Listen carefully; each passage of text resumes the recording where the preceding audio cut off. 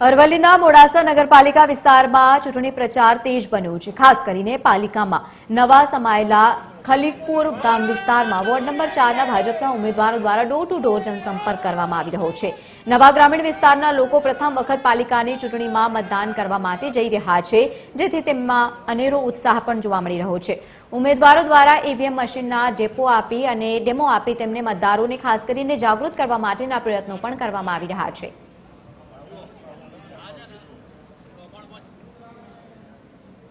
हमारा शहर संगठननी अध्यक्षतानी अंदर अमारा जिला प्रमुख भीखाजी ठाकुर साहेबनी अध्यक्षतानी अंदर अमारा जोनना महामंत्री अजयभाई ब्रह्मभट्ट साहेबनी अध्यक्षतानी अंदर अमारा ज प्रदेशना प्रमुख जगदीशभाई विश्वकर्मा साहेबनी अनुयायीना अंदर अमारू गाम मोडासा गाम एमां ए खलीकपुर विस्तार जे हरणफाड़ चीरफाड़ जे प्रवृत्तिनी अंदर आवशे विकासनी जे कामोनुं थशे एनाथी आखा गुजरातनी अंदर एक उदाहरण उत्तम उदाहरण अमे पूरुं पाडीशुं एवी अमे 100% खातरी आपीए छे।